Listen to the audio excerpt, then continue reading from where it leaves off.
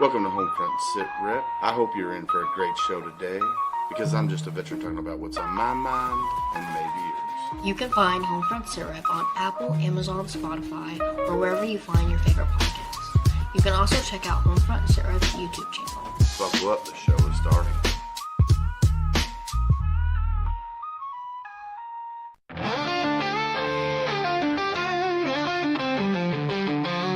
Out on the edge of the battle and back, we've carried the weight and we've walked every track. From desert dust to the fire at home, we've learned how to fight, how to stand alone. But no one tells you what comes after the war, when silence is louder than the guns we bore.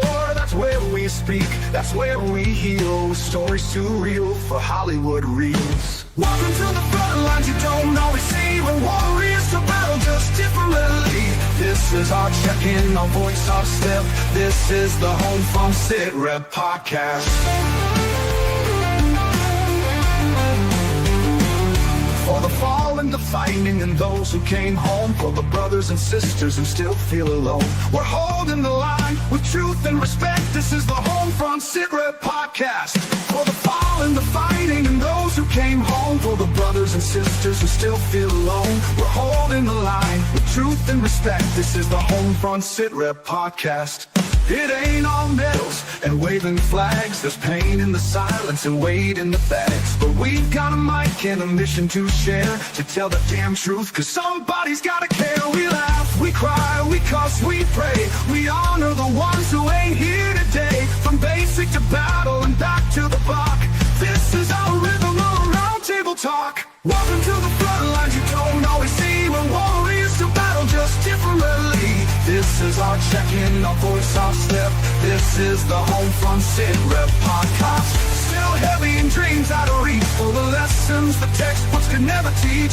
We're sounding off, no filter, no prep. This is the HomeFront Sitrep podcast.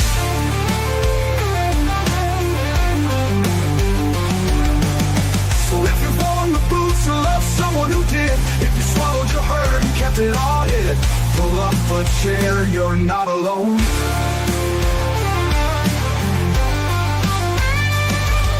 Welcome to the front lines you don't always see, where courage meets scars and raw honesty.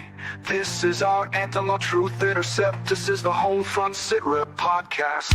For the ones still standing and those we've lost yet, for every single story we'll never forget. We speak so others won't forget. This is the HomeFront Sitrep podcast. Real talk, real facts, real life. HomeFront Sitrep podcast, where the mission continues.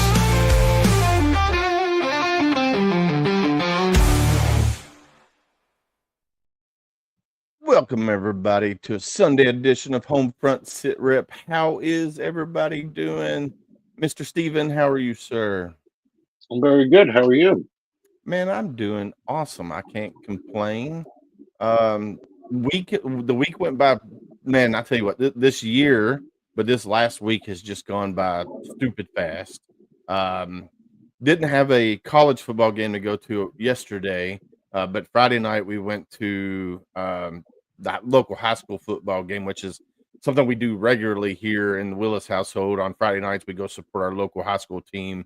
And then on Saturday, we usually go to EKU, where my daughter goes to college, and watch the home games there. Well, they had an away game, so we didn't go. And then today I went into work. I got some overtime in today because we're on 12 hours of overtime next week. So went in, got, I think 6 hours today of overtime, just so I don't have to push myself next week to get all the overtime all in a few days, because I've got too many things going on, too many irons in the fire, and it's just like so. But yeah, and no, you also have to have time for yourself and for family. You have to schedule something around that. Right. So tomorrow I don't have a show tomorrow night because I have the Marine Corps League meeting tomorrow night.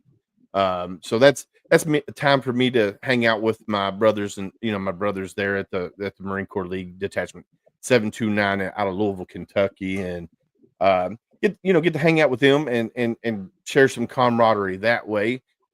But tonight, I got you on here as a special guest. So do me a favor, guest host, Do me a favor, introduce yourself to the world of HomeFront Sitrep for the ones that don't know you and who you are. Well, I'm Steve LaMonica. I'm co-host of the Tuesday show from the Misfit Nation, and I'm here to hang out with Mr. Willis tonight and talk to his great guest and his audience. Heck yeah, man. I love it. I love it. Yeah. So Steven is the brother of Rich LaMonica, which you guys Mhm. have heard me talk about him numerous times. Rich is the reason why I do video podcasts instead of still doing audio. So Rich is like my mentor. And he's, his brother from another mother. And then we've created this community of veteran podcasters, which I love. And it's just, I, we I share, think that's fantastic. All you guys, when you get together, you're all different from around the place. Everybody comes together. And you're all one big family talking to each other. I love it. and the good thing is we all have different views on things, Hmm. and we could disagree on things, and then at the end of the night, guess what? We're still friends and we're still family. Exactly. Like this guy right here, Mr. Tac-Ops from Triple Threat Vets podcast. His views are different than my views, but guess what? That's still my brother. I still love him at the end of the day. I'm gonna be there for him if he needs me, just like I would with you and Rich and Travis and everybody else that's involved in that. And it's just amazing that we get to share our views, which a lot of us we have a lot of the same views, and then we get to have great guests like like our guest tonight, or like the 3-star general Brian Kelly that we just had on that was retired. We just had him on, and then Marie, which I think did you get to interview Marie, or was that on Rich's main show? I think that was on Rich's. So and we get to share all these guests, between Yeah. our podcast and everybody else's podcast, and it's just, man, it's phenomenal. It's amazing, Yeah. and I love it, and I just love the community that we're building, and the networking. Like now we got the art of podcasting that we do within Cav Arts, which is Challenge America. They have a program called Cav Arts, which is Challenge America Veterans in the Arts. So learning how to play the guitar, how to podcast, how to paint, how to leather work, all of this. So if you're into art therapy, regardless of what type of art therapy it is, Challenge America has cavarts.org. If you're a veteran, you can go join that, and you get connected with people that are very like-minded as you are. Like, so if you love doing painting flowers like Bob Ross, Happy Trees, you can go do Happy Trees. If you want to learn how to leather work, metal forging, whatever, they have a spot for you in Cav Art. So go check it out. And that's what I love about doing this podcast. Almost 3 years. We've done a lot in this 3 years. Still checking TikTok too. That's why I keep looking over this way. We've done 3 years. Met a lot of great people, off of TikTok and just doing the podcast in general. And it's my therapy. I tell people all the time, this is my therapy when I get to come on here and hear other veteran stories, like the story we got tonight. He will tell you he hit rock bottom at one point, and we all have hit rock bottom, but it's about the resilience that we have to keep us going and how we bounce back. Because don't let this get you. If you defeat yourself here, you're screwed. It takes you a long time to get out of that headspace. So you just got to keep pushing forward, man. Team never quit.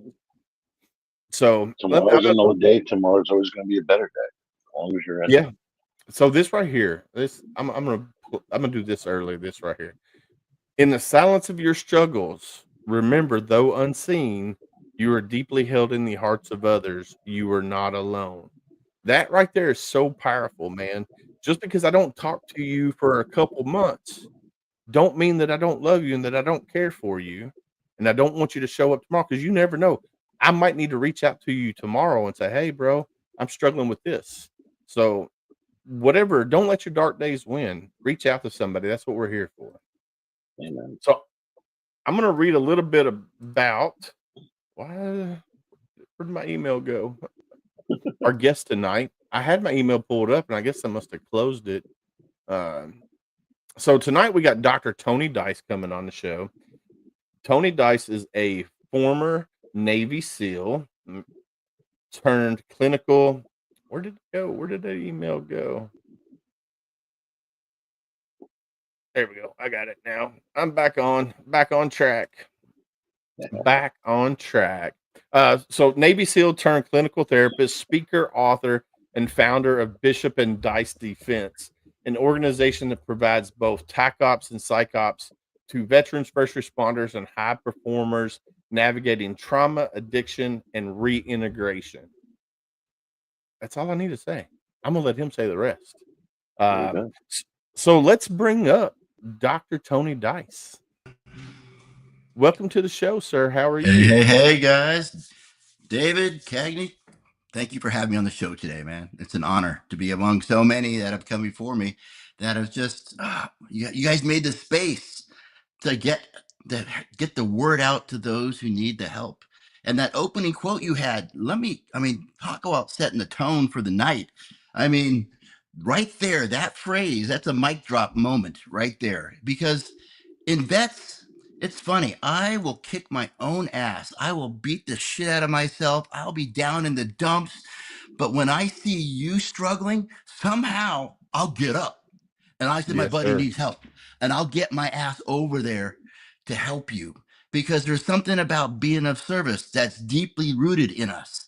And that's kind of like the key I want to talk about today of how we can get through to those who are hurting, who are kicking the shit out of themselves, and motivate them to be something more. Get back Amen. in the game. Hell yeah. Well, thank you for Well, having me today, guys.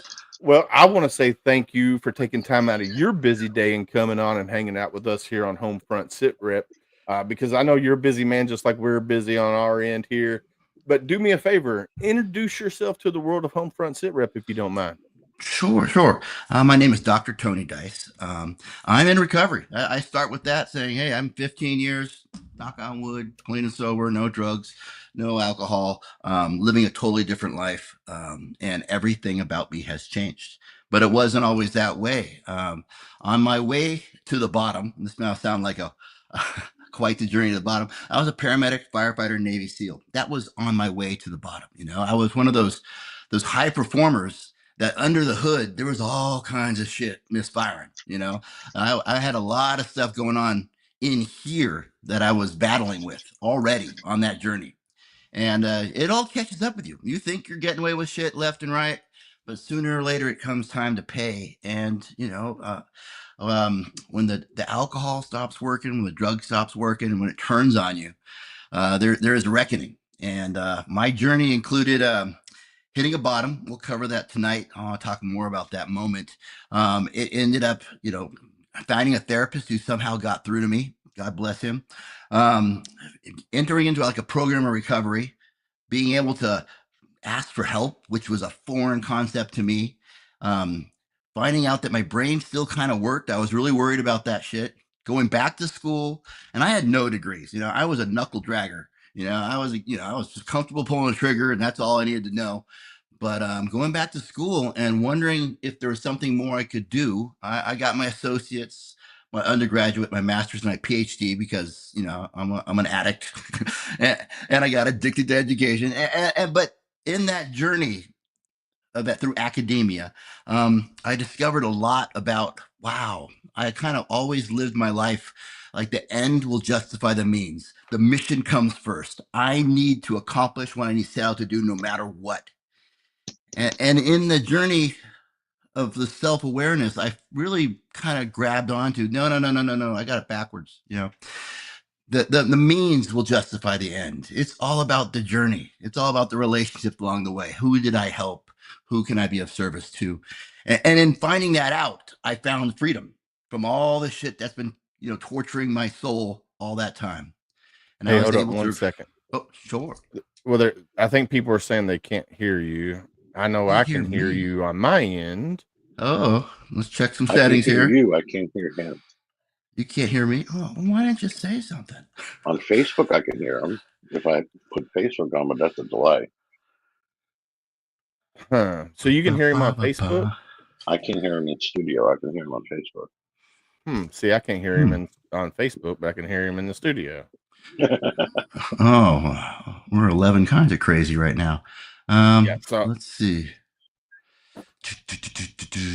How will we know if we fix this? all right, can you guys out there, other than me and Steven, can you guys hear Dr. Tony talking? Let me turn up Here we go. Test 1, 2, 3. Test, test, test. Can you hear me?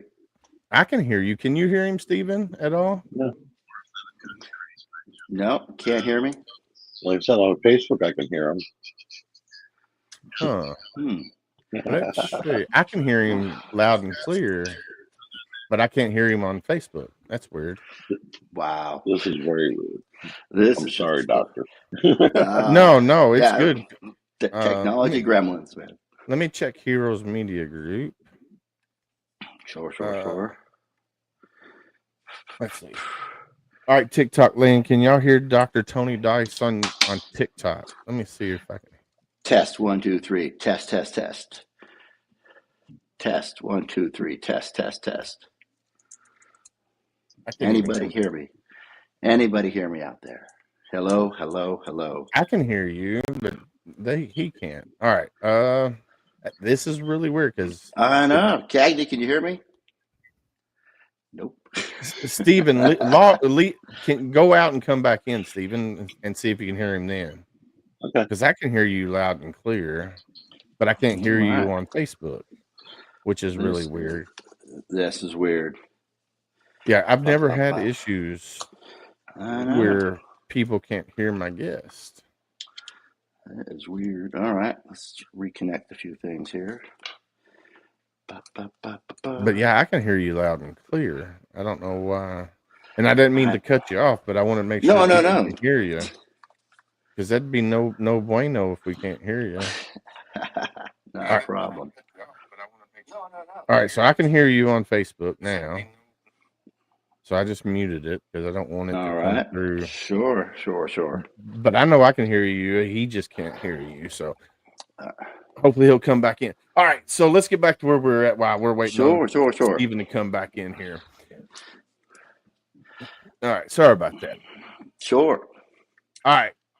Let's see. He's back. Can you hear him now, Steven? Can you hear me now, Steven? I can hear you now. All right, we're golden. Amen. There we go. So, Steven, you really didn't hear any of what I shared?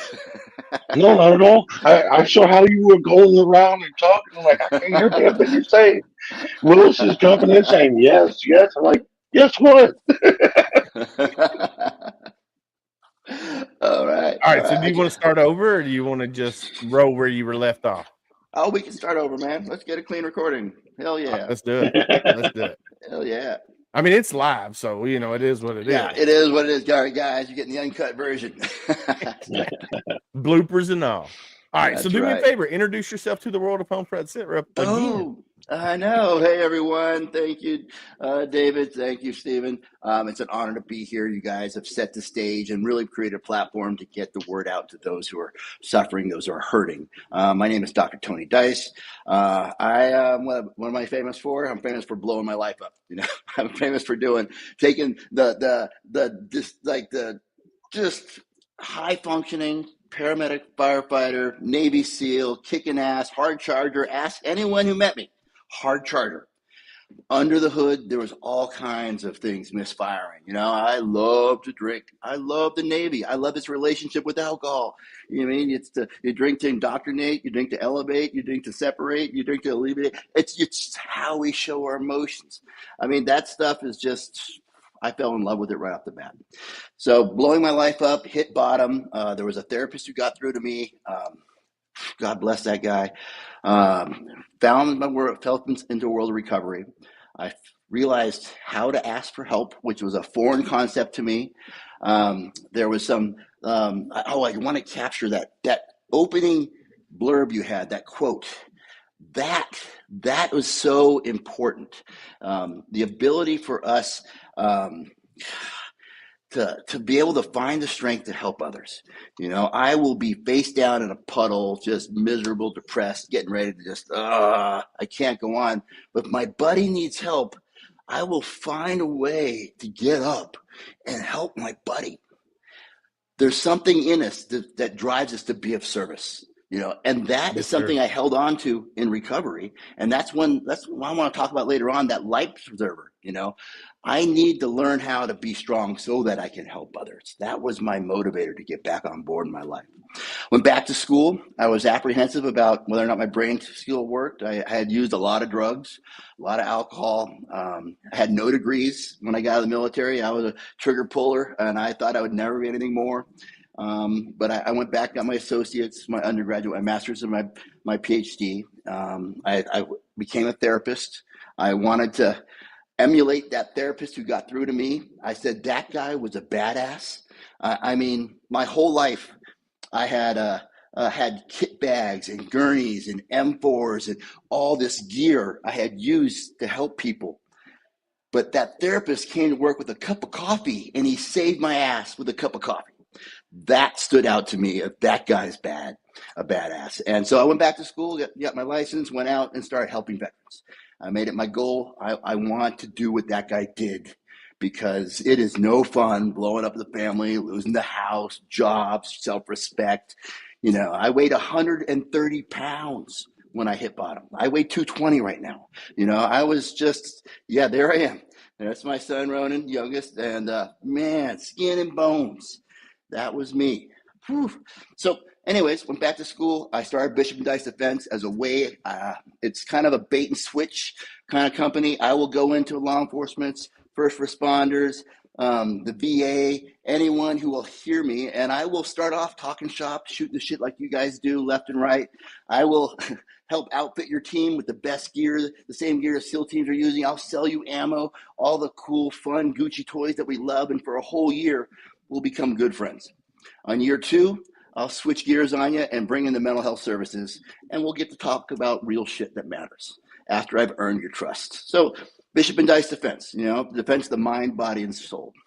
So here I am today, guys. I've written a book out there. I captured my journey, and this isn't a shoot 'em up, bang, bang, war hero movie kind of book. This is a book about all the secrets and the shit that we're ashamed of, that we never want to talk about. I was just brutally honest, because that's when you finally get clean and sober, that's what you learn to do. And this book is for someone, if you're stuck in a cycle and you keep blowing up your life and you don't know why, this might give you some insight.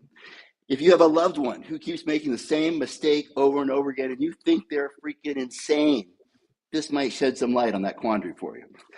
So I'm here today to talk about veterans that have hit bottom, veterans that the wheels are falling off, veterans that are just they're stuck. The record players keep skipping and they don't know where to turn.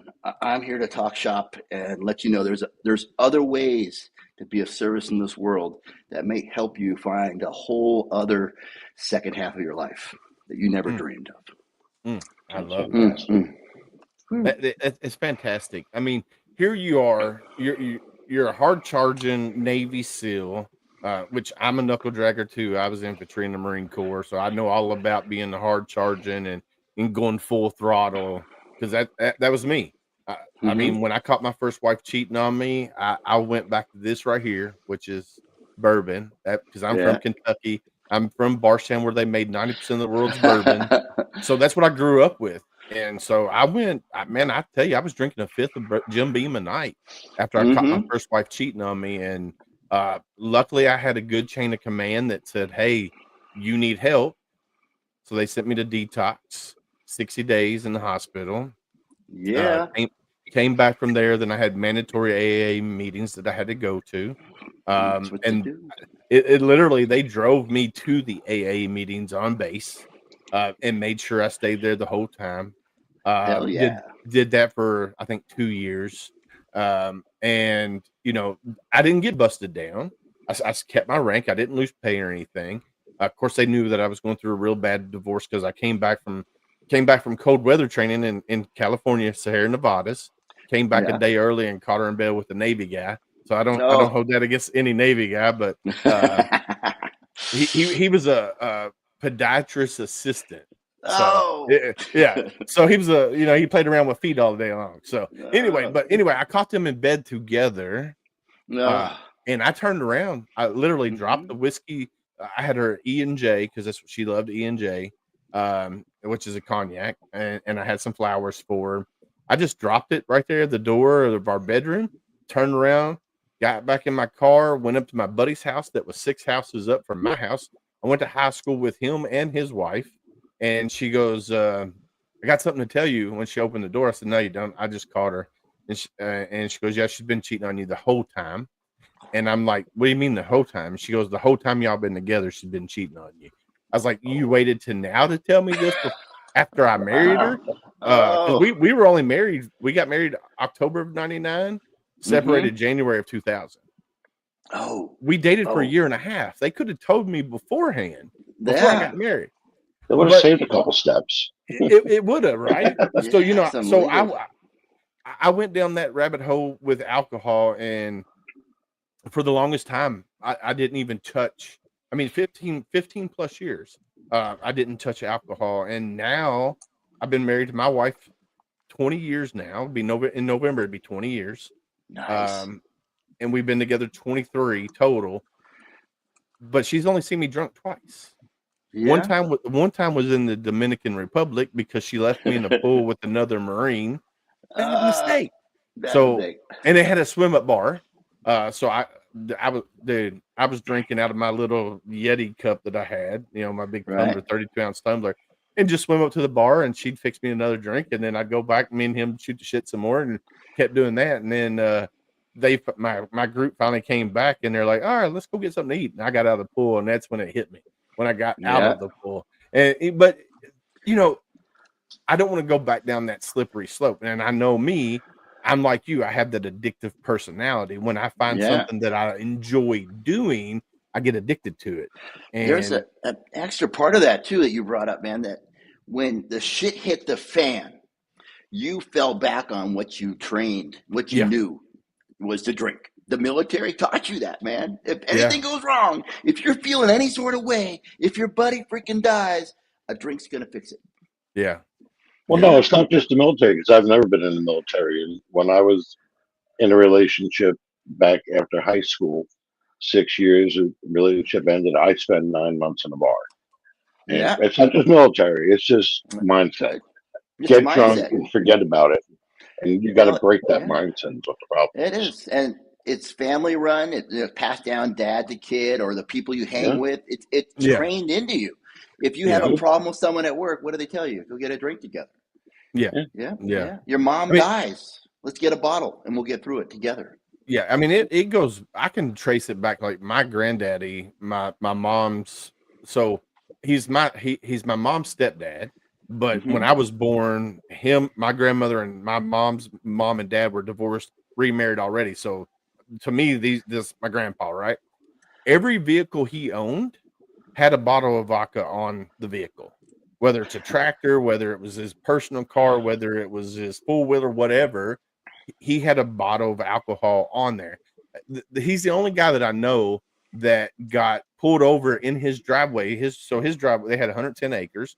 His driveway was considered a county road, but it was gravel and it was 2 miles long. So it connected this road and this road, and his house was in the middle. And Right. he was driving his tractor in the driveway and got pulled over by a sheriff and went to What? jail for DUI. You should have fought Wow. that shit. You should have fought that shit. But I think you had a case. since it was a county road, Yeah.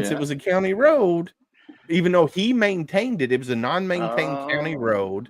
okay. It wasn't his driveway. Yeah. So Yeah. technically, it wasn't his driveway, but he fixed it because where he didn't maintain it no more past the creek, nobody could come down. There was no reason anybody would come down. So he never got DUI after that first one. Oh man, I know. So he did Yep. fix that. Yep. So here you are. You hit rock bottom, and I'm gonna put the picture back up because I know you asked to Sure. share the picture. So this is you at your rock Honestly, bottom, looks like two different people next to each Yeah. other. right? Yeah. Let me tell you about that picture. That was 2 weeks before I ended up in a treatment center. And gosh, two things had occurred in the month leading up to that photo. One, I have all these seasons, when I was in the military, when I was, ambulance, when I was in the fire department, it was drinking with the boys, we're drug tested, so military is a drug that we're allowed to partake in, and we do it well. We learn the drinking code, when to start, when to stop, how many hours to wait, all that drug math. We learn that, we know it well. Yep. But whenever I get comfortable, and when I was in the teams pre 9/11, we do a lot of training, a lot of spinning up, and a lot of like, all right, guys, try not to get in trouble, and that was code for me to get drunk. So I go get drunk, and a lot of the team guys I was hanging with, we're going really hard, and I learned pretty quickly that you do a couple bumps of coke. Whew, straighten you up. Okay, I can keep going, and I like that. I like staying in control. I like that, and I'm not advocating for drug use and drinking, but back then, if I wanted to drive home and not get a DUI, well, a little cocaine would get me home, and that's the life I was living. It was reckless. I was also dabbling with ecstasy, and these are things that the Navy frowns upon. And so there was a lot of these close calls happening. I was like, whoa, don't go into work today, Dice. You look kind of rough. And, I could tell the writing on the wall that if I kept going as hard and as wild, that sooner or later something was going to happen. That was just what was going on. I got out of the military. You just described me in the late 80s, but there we go, man. I was just smart enough to realize that, okay, listen, reenlistment's coming up. You obviously have a drug addiction going, and you want to party. There's no war going on. Hey, let's punch out and, get out of this before something bad happens. I was able to get out of the military, chase my addiction. And this is when I was trying to transition out of the military.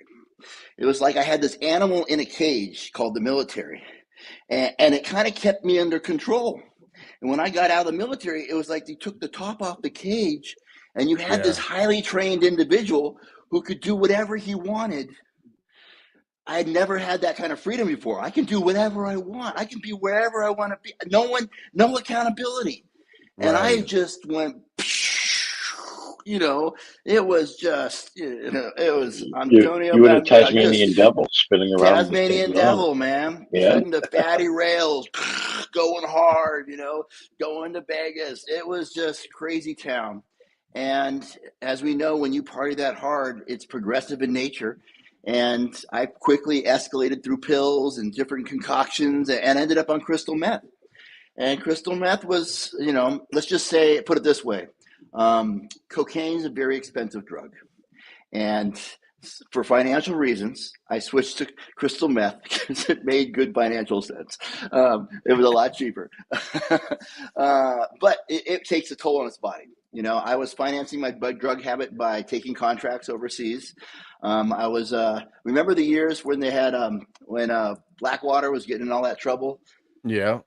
That whole era. Well, let's just say I wasn't working for Blackwater then, but I was in that same generation of people doing crazy shit down there, downrange, and it was wild. It was a wild, wild west. It was how I kind of thought the SEAL teams were going to be when I got there. And there was financing a really good drug habit. And going back and forth, I was having PTSD, but my solution for it was staying really tore up when I was in the States to deal with it. And then another solution was take another contract, because when I was in country, I was fine. Right. Good to go. Come back to the States, have to stay tore up. So I was doing that little dance. And on a video game, when you start taking damage and your health points are going, that's what I felt like. I felt like I was taking damage. And that picture was me taking a lot of damage. And I got to a point where I was trying to take another contract, and the guy was literally looking at me going, Dice, get your shit together, man. You look tore up. And I was like, well, double F you guys. I'm going to go out and I'm going to find a different way, and I would just go out drinking and hitting it hard. Now, this next part I'm going to share, man, it's in the book. It's really hard to share with you guys, but it's important. It was really a come to Jesus kind of moment. Remember the H1N1, the swine flu pandemic that we had? Yeah. Yeah, that was going on. And I was on a 3-day bender, And I was married at the time, and I had a young son. That picture Ronan is in that picture. He's 2 years old, and he was at daycare. And remember, I'm on a 3-day bender. I haven't been home in 3 days, but the daycare calls. And when you're that tore up, you don't answer the phone. You let it go to voicemail. And you listen to the voicemail, and it says that there has been an exposure at the daycare facility.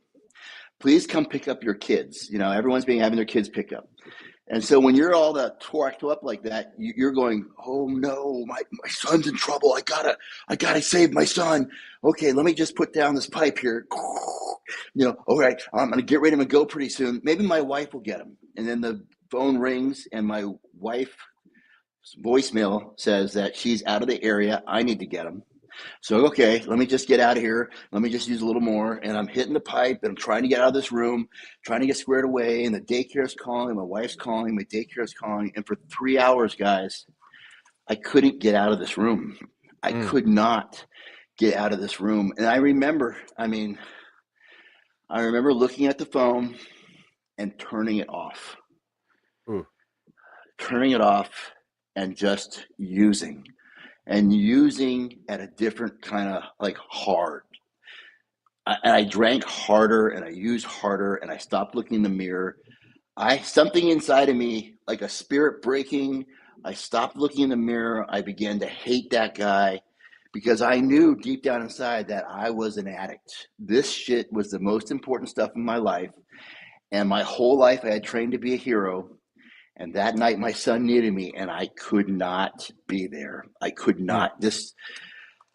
I was beaten, man. I was just broken. And it was, you think that'd be a bottom, but that was just the beginning of like the really steep downward, going hard, augering in, you know, trailing smoke and flames coming in hard. Right.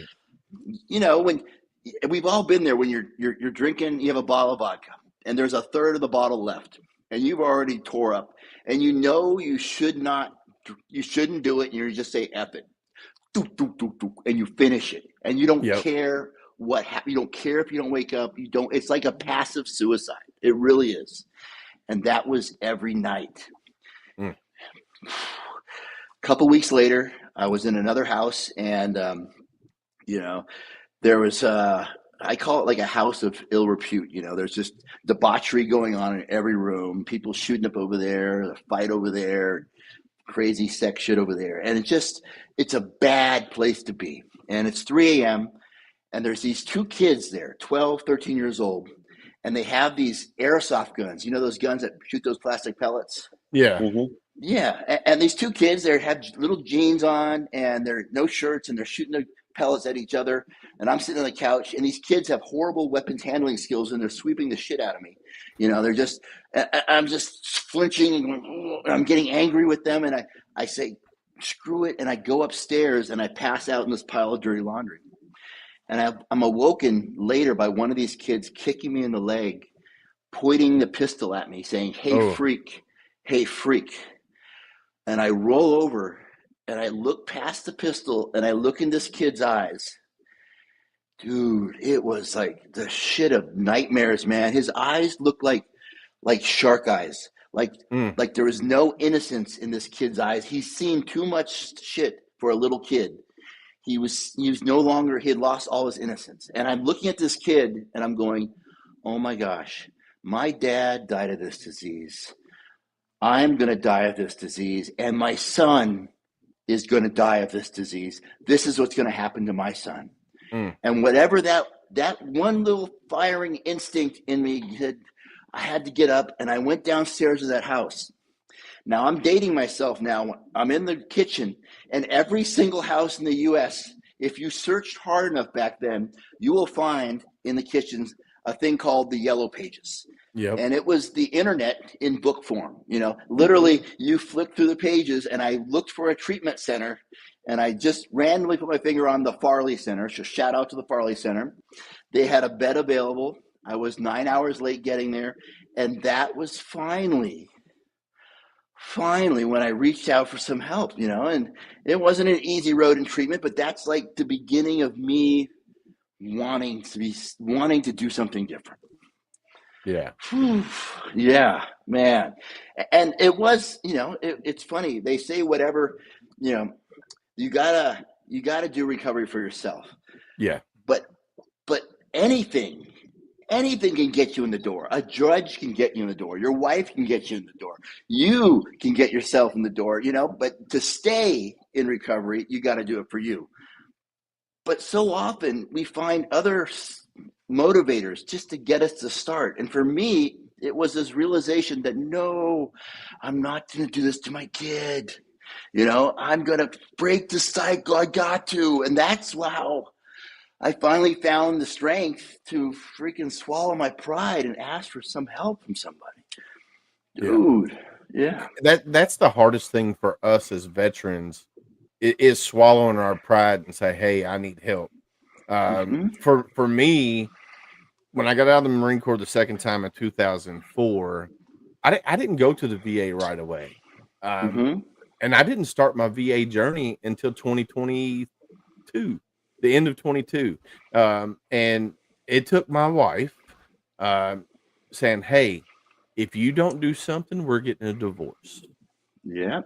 That's what it Yeah. took, and I love my wife dearly. She's amazing. She's put up with me all these years. I mean, it takes a special woman to stay with a Marine this long anyway. Amen to that. And for her to say, "Hey, your PTS has got worse, your anger issues have got worse, your hypervigilance has got worse, your anxiety's got worse. If you don't fix it, we're getting a divorce." And Mm-hmm. my drug of choice right now is my podcast and helping other veterans. So I went hard at it the first 2 years. Like literally I went from one show a week to 2 shows a week to 4 shows a week because this was my drug. This is Yeah. and I tell her that all the time. This is what's helping me minimize what I have going on in my brain up here. But this was affecting our relationship Mm-hmm. with my kids. I got 2 daughters. One's a freshman in college, one's a senior in high school. It's my military career that I had has affected them in a way. So I didn't have kids while I was in the service. I had kids after. And for them to see dad, wake up at 2 o'clock in the morning screaming his head off because of the shit that I've seen, Yeah. that it freaks them out. And both of them at one point was like, "Hey, I'm going to go into the military." And I'm like, "All right, what do you want to do? What do you want to do in life after military service?" My oldest wants to be an FBI agent. That's her ultimate Oh, end goal is to be an FBI agent. wow. That's good. That is so cool. I was like, "All right, if you want to go into the military, go into the Air Force." Mm-hmm. So right now she's doing criminal justice and cybersecurity in college at EKU. Nice. And she's thinking about going into the ROTC program and then going to college afterwards. But then again, she might not even go into the military. She might just go into a private sector job, which is for me. If she goes that route, I'll be happy. But if she goes in the military as well, I'll be as happy as I'll support her anyway. And then my youngest wants to be a high school history teacher, but she also wants to be a medic. So she's like, "Dad, Nice. I want to go in the military and I want to be a combat medic. And then once I get Aw. done with that, I want to go be a high school history teacher." Well, right now she's getting ready to go to Bellarmine University, which is a local college here, very prestigious university, and she got a $30,000+ scholarship. Yes. And she's like, I'm going teaching. I was like, "Let's do it. Let's rock on," Yeah. But it's just one of those things that we as veterans, we don't like asking for help because we were Mm-hmm. taught when we were in the military, hey, don't, especially when we were in, because I was in from 97 to 04, don't ask for help. Don't tell anybody you're hurt because you're going to get sidelined. You might not be able to do your job. So we were taught don't ask for help. And that's kind Yeah. of, issues that I got going on right now with the VA. I have nothing in my medical record. Like literally, I was in Greece. The Lance Corporal that was driving the Humvee decided to go Right. 50 mile an hour in a creek, and it's only got that little troop strap on the back. Well, me and the guy across from us we both fell out of the back of the Humvee in the creek and was passed out for like 2 minutes. So I know I got a TBI. I know I got a TBI, but it's undocumented because I didn't go to BAS. So we have to we need to break that stigma of saying we're too prideful to ask for help. Because if we need help, there's people like you, there's people like me, there's people like Steven and Rich and all these other guys that are out here putting out information daily that we can help veterans out there. And that's what we're here for. Yeah. I mean, and I don't know how many times a week we give out our own personal emails saying if you don't want to dial and ask for help, email us. We'll call you. We'll talk to you. There you go. We'll get you off There that you go. bridge. You know, Yeah. it's a constant thing you have to do. You have to beat it into your guys' heads because you have a thick skull. That's No. a great point there, man. You hit rock bottom and you've built yourself back up. Yeah.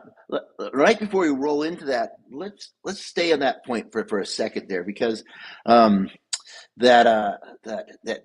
gosh, how do I want to put this? Let's see. When you beat yourself up, like say that last part again, Stephen. You just got through talking about you hitting rock bottom and picking right yourself before back that. up. Yeah, right before that, you were talking about. My brain just skipped over that. Being thick-skulled. I know. My brain just skipped on that. No, there was an awesome point there about what it takes for us to be able to reach out and get help. You know, it's drilled on us. Be a team player. Be a team player. Be a team player. To be a team player means that I got to handle my shit and be there for my buddy. You know, that's what's drilled into us. You know, you suck it up, you carry your weight, and that's how you be a team player.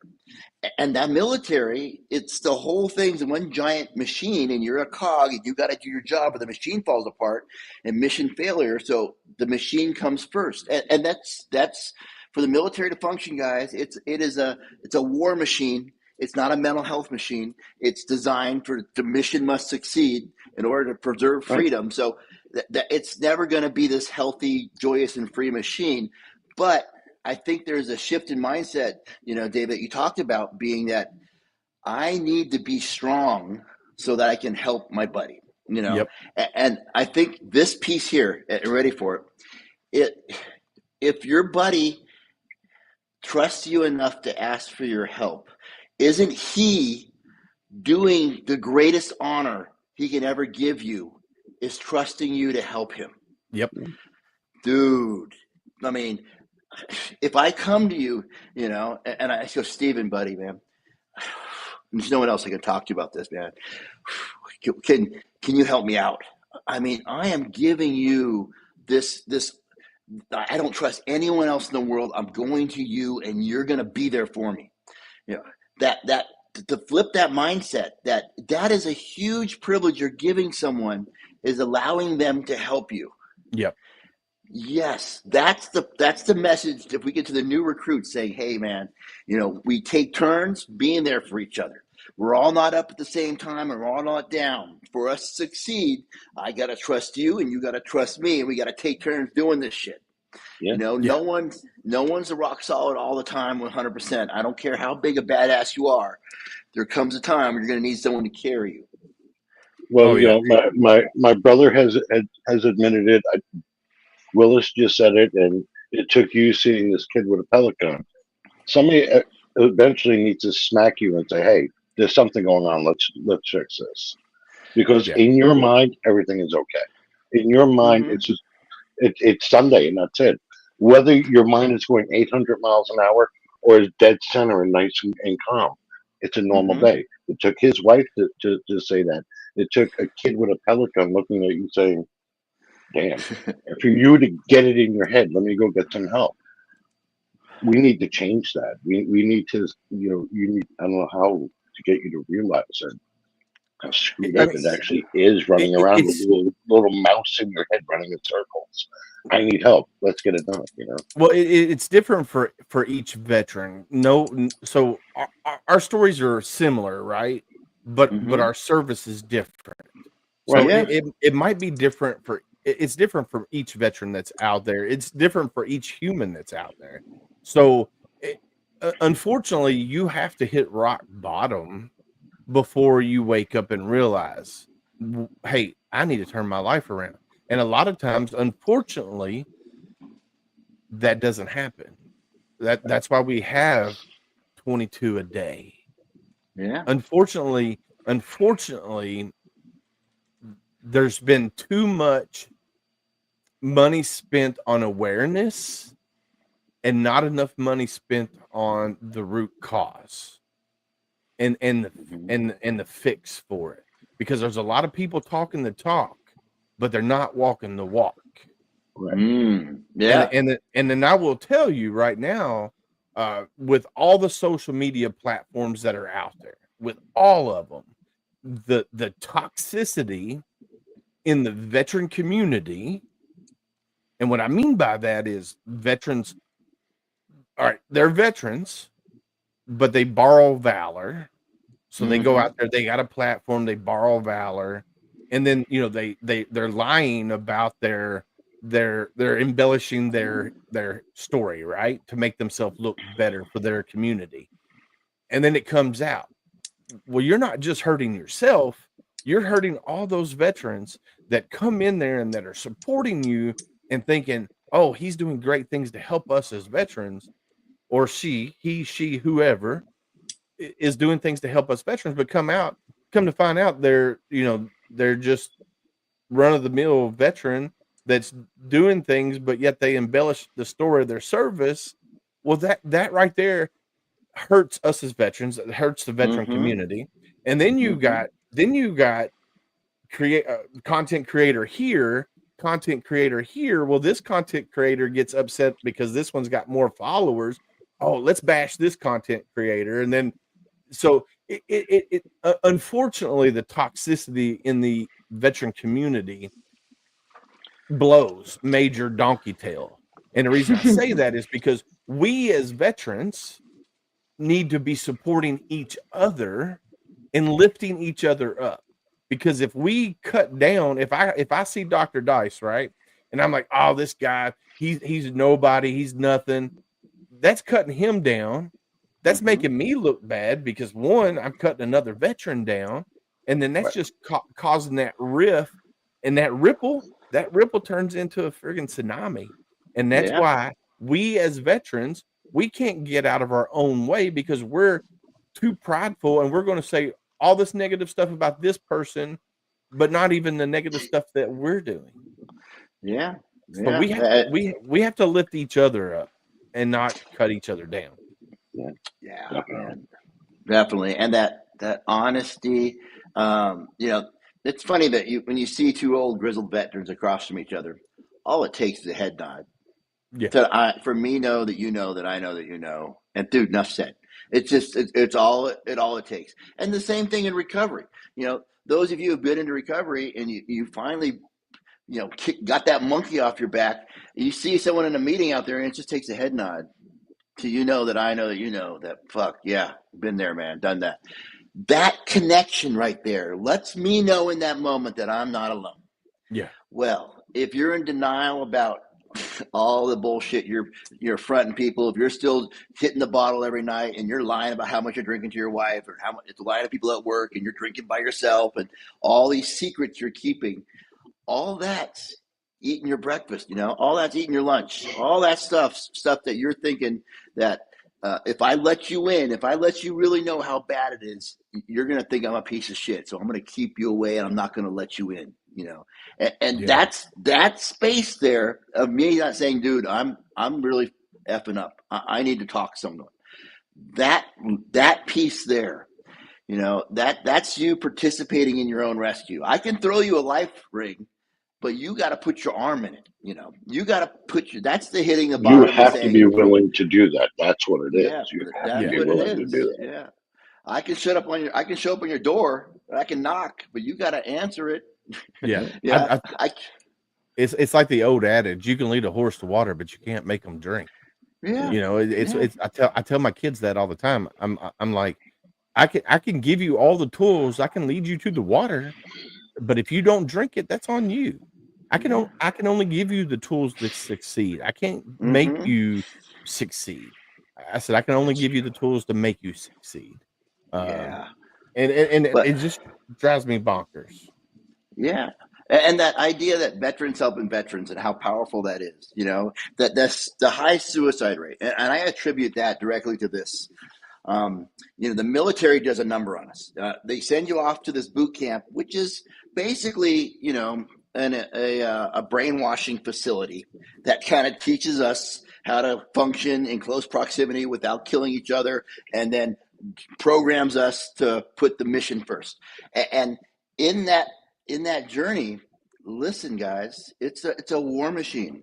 Every drop down menu we pull down for decision making, violence is an option. You Yeah. think boot camp is a peaceful process? No, it's under threat, intimidation, bully. I mean, you don't want to get your ass kicked, so let's do what we have to do so we don't get in trouble. I mean, it is under duress that you learn how to function, to fold your skivvy stack so you don't want to get your ass kicked. So we learn that violence is an option for every single problem in my life. I carry that programming when I get out of the service. So if I'm having an argument with someone in the street, my drop-down menu is going to say, beat his ass. And I got to tell myself, I can't do that. All right. Or I'm in an argument with the wife. My drop-down menu is going to say violence. And I got to say, I can't do that. If I'm drunk and I hate myself, suicide is a violent act. That's going to drop down. And I have to somehow find a way. I can't do that. That's the difference between talking to someone who's not a veteran to someone who's a veteran. You have to realize that I am programmed. The violence is always going to keep dropping down on my menu. Every time I try to solve a problem, I have to convince myself not to lash out. Yep. Yeah. Mm-hmm. So I'm looking at your website, which I got scrolling across the bottom of the screen here, bishopdicedefense.com. Now, go. On your website, so you there's two sides to your business, right? You got the tactical side where you have products, and then you got the other side where you go in with services. And I'm gonna go here to your services because I was looking at on the product store, and it says here on your products. So you got shirts on there. It says your purchase helps support your mission, and then here underneath services, you got handgun training, precision rifle training, shotgun training, carbine training, SWAT training, whole list of weapon training, and then it goes in. I think you also have your combat medical training, tactical combat casualty care, tactical emergency casualty care. So you got a whole spectrum of things that you offer here through Bishop and Dice Defense. Yeah. Which is freaking phenomenal. And let me speak to that real quick. We're a veteran-owned small business. Scott Bishop and myself, for almost 4 years now, got together and we said, hey, how can we reach the heroes of our country? They are hard people to get through, and this is my impression of the psyche of law enforcement, the psyche of fire departments, the psyche of veterans. Is I'm standing here with my dukes up. Inside my head, this is every single veterans, law enforcement, first responder. How you doing? I'm fine. I don't know who you are yet. I don't trust you. This is me mentally talking to you. I am not open by any means. Now, I'm taking a step back and I'm slowly opening my arms up into palms open. I am uncomfortable. This is not a comfortable position to me to be open and accepting of others. I'm much better up here, dukes up. Yep. These communities do not want to talk about what they're going through. They don't trust anyone. And I want to give a quick shout out to law enforcement out there, guys. For the last 10 years, I've been working with veterans, law enforcement, first responders as a therapist. And, when you're in the military, you deploy, you go in country, you do your business, you come back, you train up, another cycle, boom, deploy again. You have this cycle. Well, law enforcement never comes home. They are forever deployed. They're living in country. Yep. Imagine me going to Afghanistan and trying to seek out mental health services in Afghanistan. You think I'm going to trust any therapist over there? Am I going to trust any restaurant over there? I'm not going to trust shit. over there. Yeah. That's what it's like for law enforcement trying to seek help in country. You're forever deployed. So shout out to the law enforcement. You guys are doing an impossible job. We are here to support you guys 100% because you you're handling, you're doing a job that is not getting a lot of praise right now. So Yeah. a shout out to you. Yeah. I want to piggyback off of that Sure. because there's a lot of nonprofits here local in Kentucky that, have veterans and first responders, law enforcement, EMTs, these guys, police officers, EMTs, they see trauma on a daily basis. We as Yes. veterans, we see trauma, but we don't see it on a daily basis. Law Mhm. enforcement, every time they step out of their cruiser, whether it's on the side of the highway, whether it's going to a welfare check, whether it's going to a friggin' call, they have to wonder, am I making it home tonight? And the spouses and children of law enforcement officers think the same thing. I have several. Mhm. I have several of my close friends. Some I've served with in the Marine Corps. Some that I have, over the last 20 years, have cultivated this friendship with, and we go on vacations together, and we hang out at Friday night football games. That are in law enforcement. And it's like, bro, and granted, I live in a relatively small town here south of Louisville. So Louisville's the big city. If you know anything about Louisville, Kentucky, it was on first 48, and it's all, really bad. Yeah, I mean, it's one of the top 10 worst cities in America when it comes to crime. These guys that I'm friends with, they some of the stories they tell about some of the shit that they deal with, and it's just like, bro, their PTSD level is on a whole nother level compared to what we as military veterans have to go through after our service, because Mhm. theirs is it keeps accumulating every day, Mhm. every day. And they're doing this for 20, 25 years every Right. day. Imagine having a deployment that lasted 20 years. Yeah, it's Mm. crazy. Yeah. So definitely a big shout out to all police officers and first responders. My sister-in-law is a first responder. She's a captain. Her husband's a captain as well, and as an EMT Hell and yeah. paramedic. So big shout out to those guys. Big shout out to them. Law enforcement and EMTs, and I'm going to also throw in teachers and nurses in there Yeah. as well, because nurses deal with trauma. Probably Oh my not as gosh. much as police officers and EMTs, but they deal with trauma as well. No, depending where you work, I mean, yeah, Yeah. they have it going on. Yeah. So Oh man. big shout out to those guys, and don't be afraid to ask for help. We have to break that stigma, and don't be, if you're sidelined for 6 months because you experienced a really bad trauma, whether it's moral injury or just regular old traumatic experience, don't be afraid to ask for help, because Oh yeah. that shit's going to mess with you for the rest of your life if you don't solve it now. And a lot of them wait till it's too late, Mhm. unfortunately. And that's the same thing with us veterans. We wait till it's too late, and before we ask for help. And that's why a lot of veterans and first responders start a 9mm, unfortunately, and That's because right. they wait too long to ask for help. So you got to break that stigma of that. And it's this right here. I'm gonna throw it up on the screen.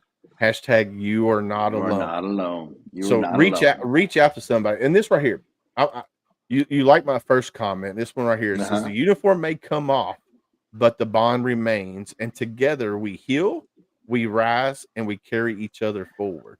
Mhm. That's so Absolutely. powerful. Whether you're a first responder, whether you're a military, once that uniform comes off, that bond is still there, and we're here for you, and Absolutely. we got you. Yeah. And that was our mission. Scott Bishop and I, we said, hey, how can we put together some kind of vehicle to get to those people who don't are resistant to help? They have Yeah. their dukes up. And we came up with this format. I said, listen, I've been working in the field as a therapist for these populations. And Scott, man, he's like this wizard with contracts, and he knows how the legal red tape, and he's got that stuff down. I said, let's put together a company. For their first year, we're just going to spend getting these companies, these guys, law enforcement, first responders, the VA veterans, to trust, talk about what we know. We love gear. We love to shoot. We love to, hang out together. We love, what are the guys hearing about? What are the guys using nowadays? What's the latest tactics? We love training. Let's just do talk about what we love and connect. That's how you go to the range with someone, you connect, and it takes some time.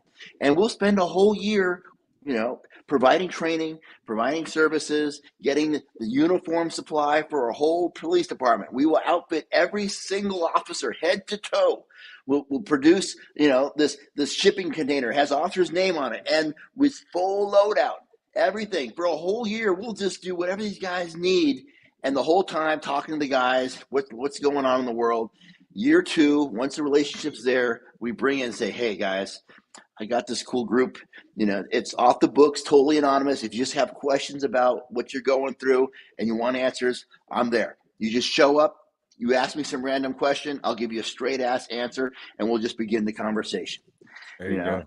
Can you imagine if you're wondering, hey, if I ask someone in HR about what having some time off to go to rehab would look like, would it hurt my career?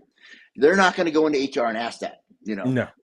But if they had an anonymous group where they could log in with their camera on, their camera off, and talk to someone who knows and say, hey, I'm in law enforcement. I don't even have to tell you what state I work in, but I've been this many years in the force, and I'm thinking about this, this, and this. Am I in trouble? And B, if I raise the red flag, what's it going to cost me? Give you straight answers, and we can begin the journey with options. Hey, you can go to outpatient treatment, you go to inpatient treatment, you can get individual therapists. You're doing the first step of just asking the questions. Let's see if we can connect some dots and limit how bad your bottom goes. That's my whole mission is I don't want you to have to go as deep as I did. I don't want you to lose the house, the dog, the car, the job, everything. Maybe just lose the car. Maybe just get a DUI. Right. Let's stop there. But we don't stop, man. We will keep going. Those high performers, the same little thing inside your head that doesn't let you quit, those people you meet who are just hard-headed, will get shit done. You can't stop me. You can't stop me.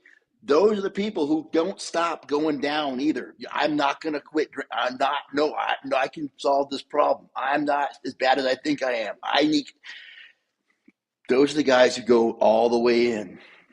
The one who are too stubborn, too hard-headed to ever ask for help. Yep. I agree with you 100% on there. Now let me ask you a question real quick. Is your partner as high strung as you are? Because my God, you are a ball of energy. Oh my God. I love doing public appearances. I get up on stage and I'll do safety stand downs for a command, and we will just go, we will go. We've been in recovery forever together. I got 15 years, he's got 14 years. And so we've known each other for a coon's age, and it is just, it's having someone who knows you so well on your whole journey. We all have those battle buddies out there. Yes, sir. And let's go. Let's do some good for some people. Yeah. I personally love your ball of energy. I mean, you're very.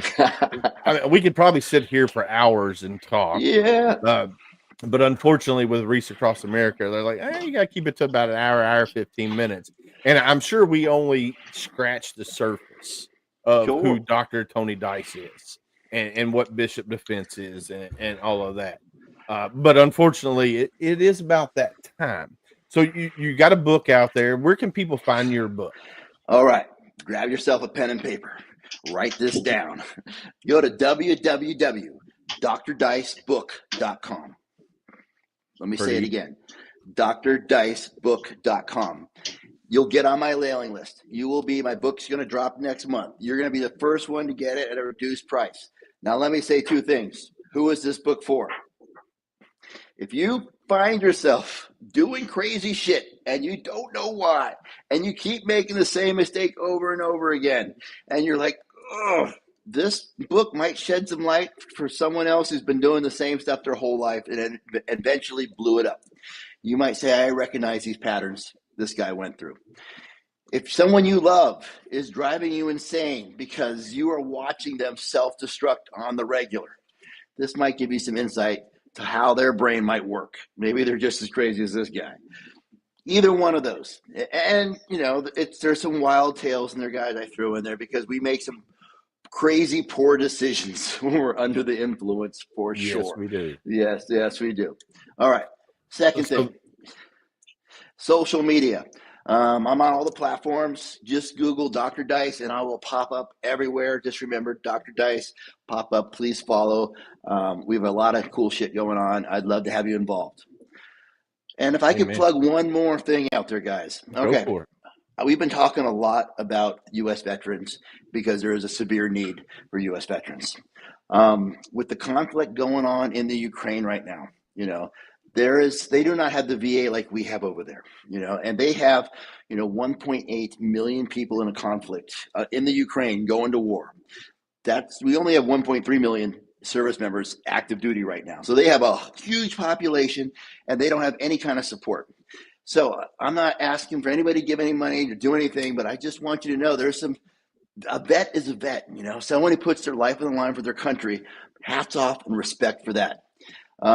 There is a company out there I volunteered with this year called the Mountain Seed Foundation, who takes the families of disabled veterans from the Ukraine. They bring them up to these camps, and all they do is focus on resilience to help the family get healthy again, to deal with the disabled vet, to help them be a family again. You know, these are families like you see here, but they're under just extreme circumstances.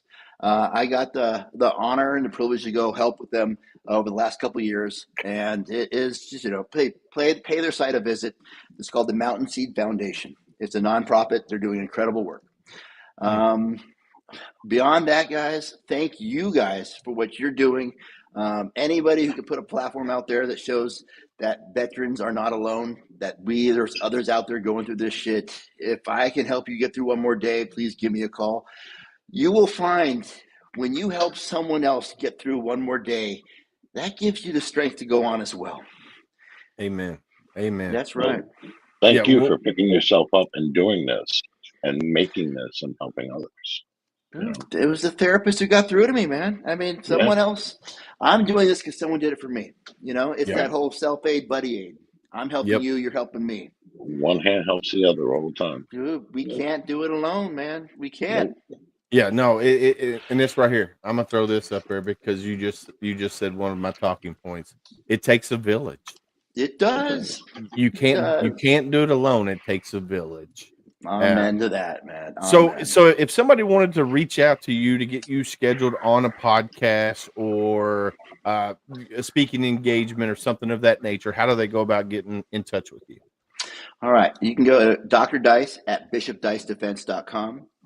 Or hit me up on any of my social medias. Dr. Dice. There you go.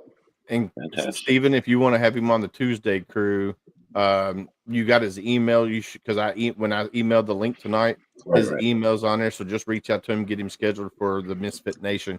So I think he'd be a great guest for you guys. Absolutely, Stephen. Hell yeah. You and Lacey would have a good time with his oh, definitely. Yeah. Oh, positivity she's crazy here. So I had a good time tonight. Heck yeah. Well, Dr. Dice, Mr. Tony, I want to say thank you again for taking time out of your busy day and hanging out with us for this hour and 15-minute ish.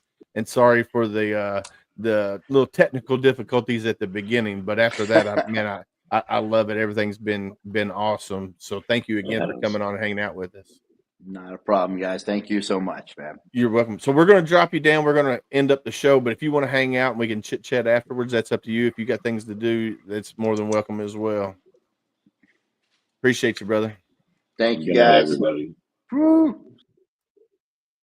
All right, Mr. Steven. How cool was that, brother? You still there, Steven? Dang, I don't know why it lost his audio.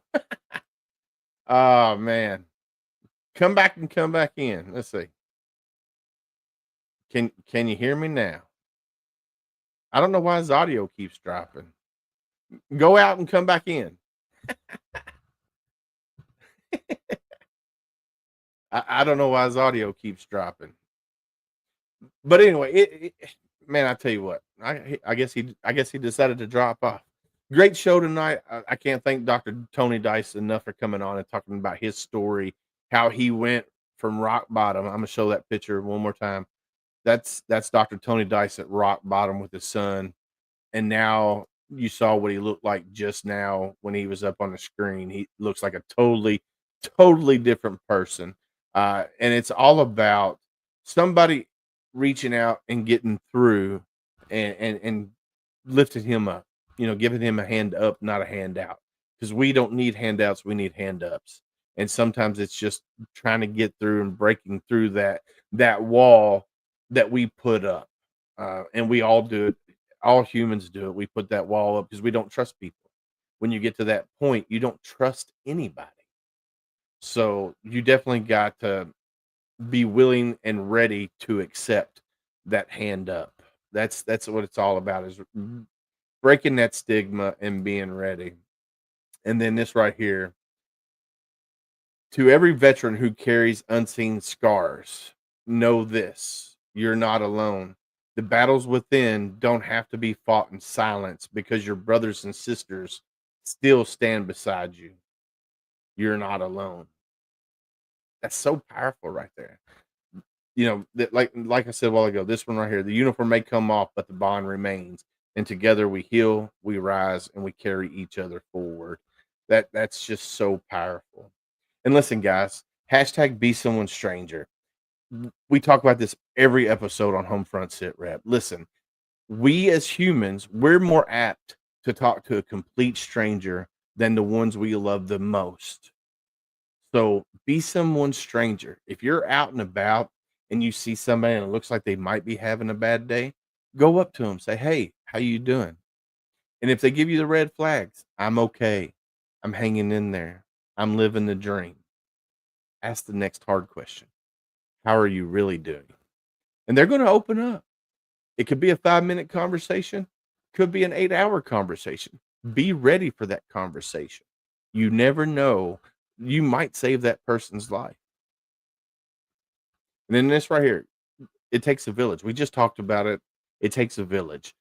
I can only do so much. Dr. Dice can only do so much. Gunny, Rich, all of us that are out here in the veteran space, we can only do so much. It takes a village. That's why we've come together and created this community that we have created, because it takes a village to help. If I don't know the answer, I sure hope somebody in my network will have the answer to help whoever I need help for.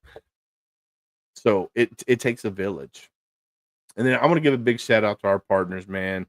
Uh, Heroes Media Group with Adam Bird, friggin' amazing organization. Go check out heroesmediagroup.com. All kinds of veterans on veteran podcasters and media personnel within Heroes Media Group. Reese Across America Radio. Man, I can't say enough about Jeff Pierce and his team at Reese Across America Radio. They play our episodes Thursday nights, 11 p.m. Eastern, on reaseacrossamerica.org/radio. Like I said, you can find us Thursday nights, 11 p.m. Eastern on Reese Across America Radio. And then also WMTW-DB, The Mount.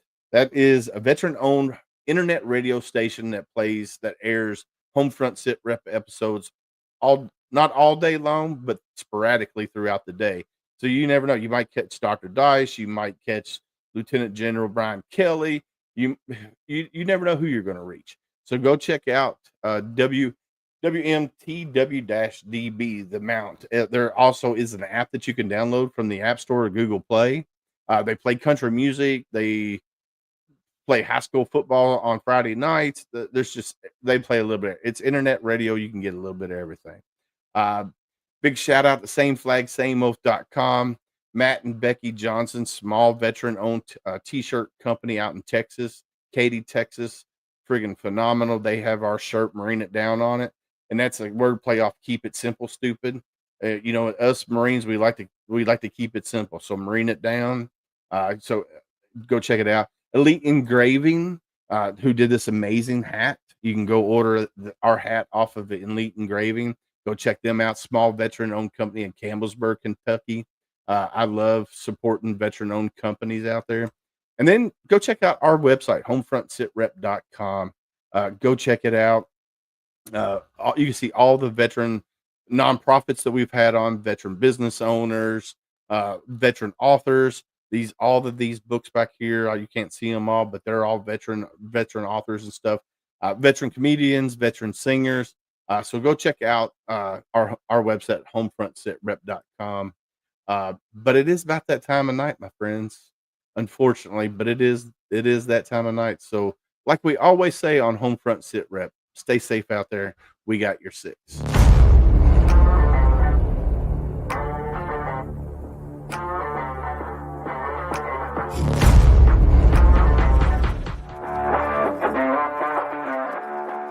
Thanks for listening. Hope you enjoyed this show. Suggestions and comments are always welcome. Cannot wait to have another great show with y'all.